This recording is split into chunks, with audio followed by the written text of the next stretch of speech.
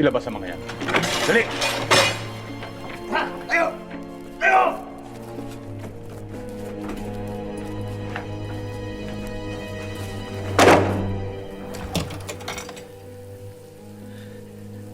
Kailangan ko makausap si Emilio. Kahit isang saglit lang. Pasensya na. Masama ang pakiramdam ng presidente.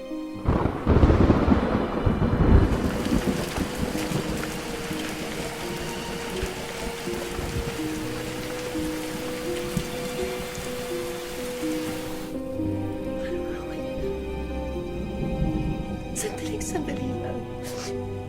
Hirap na ang aking asawa. Walang mahalagang hindi inihandog ng pusong mahal sa bayang nagkupkop. Dugo, yaman, dunong, tiis at pagod. Buhay may abuting magkalagot-lagot.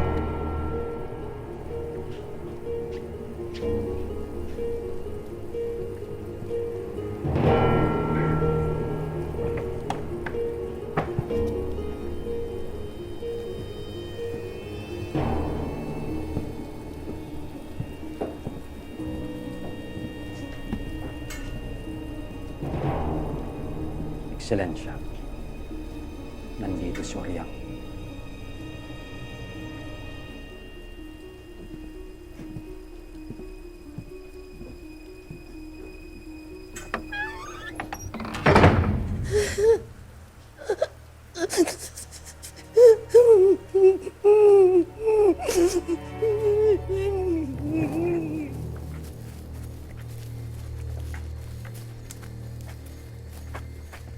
Pagsak mo dyan. Ibabayan.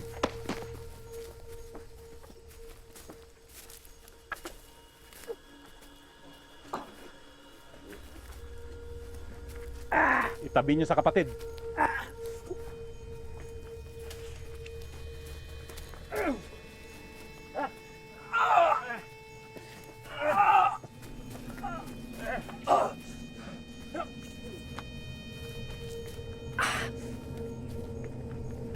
Andres at Procopio Bonifacio.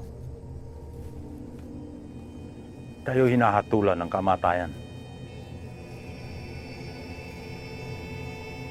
Sino ang nagsabi ng patol niya?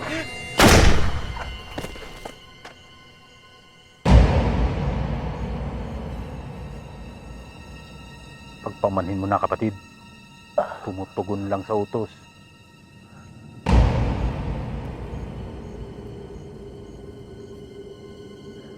Malubha ka na. Mabuti siguro tapusin ko ng buhay mo sa patalim. Huwag niyo akong patayin na nakataliko!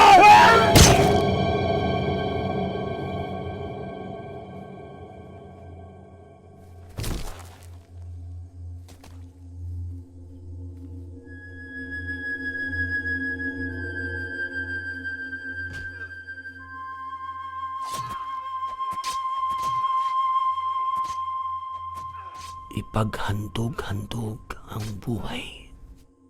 Ipaghandog-handog ang buong pag-ibig hanggang sa mga dugoy ubusang itigis. Kung sa pagtatanggol, buhay ay mailit, ito'y kapalaran at tunay na langit.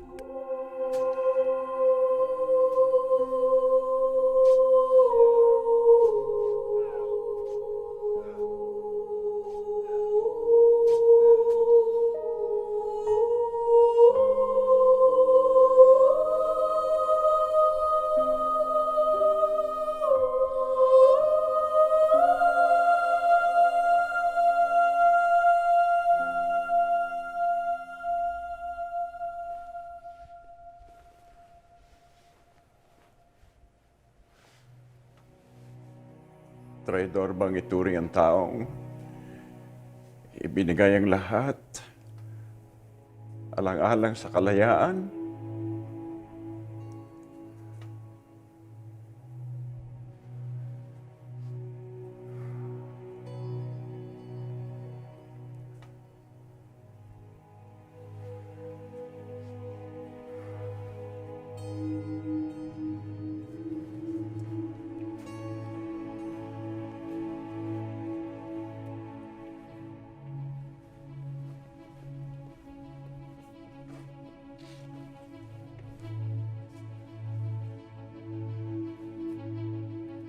Masakit isipin na kulang ang mga nakasulat sa inyong mga libro tungkol kay Bonifacio.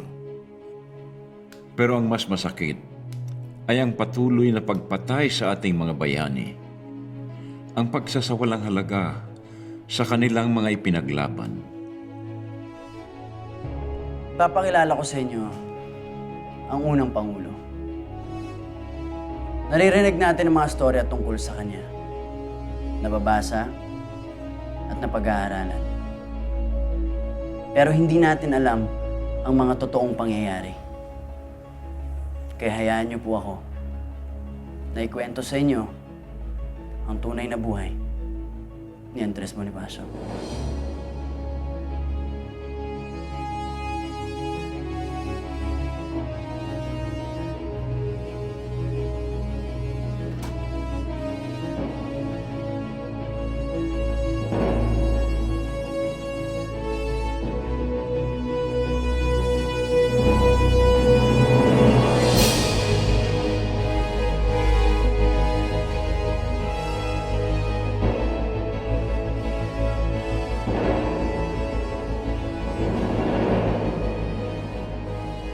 Buhay ang aking inalay para ipanglaban ang ating kalayaan. Ikaw, anong kaya mong gawin para sa inang bayan? Dahil hindi pa tapos ang revolusyon!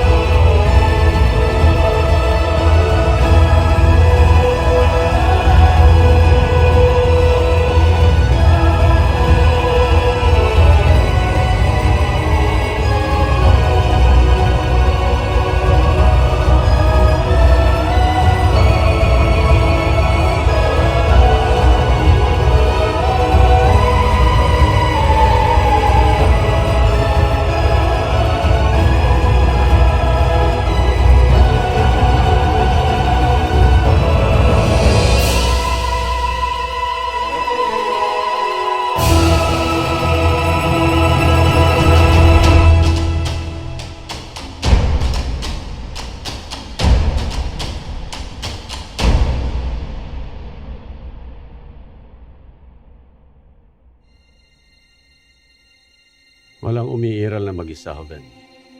Lahat ng mga nauna sa atin, inialay nila ang buhay nila para sa kalayaan.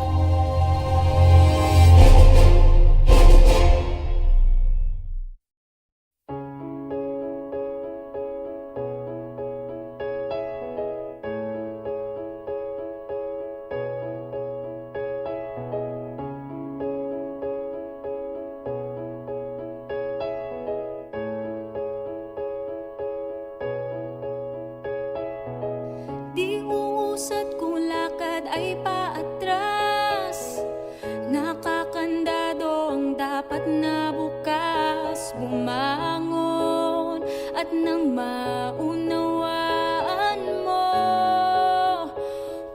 ano ang siyang pinaglaban ko. Habang panahon na lang ba tayong magtuturoan at sa malambot na higaan ay mag-uunahan. Sigawan at sumbatan ng ano magkakulangan bago pa mapunta sa iba, teka ako naman. Sino ba may kasalanan at madumi ang mukha? Kahit busog na sa palay nakabaon ang tuka. Paano maniniwala kung palaging sagot ay baka wala naman tumutugma, pero tula ng tula. Kaya minsan pa'y naisip mo na ang noon ay katulad din ng mga kinakaharap ngayon. Huwag magtaka kung ba't lumalabo ang tubig sa balon, dahil hanggang ngayon ay di pa tapos ang revolusyon.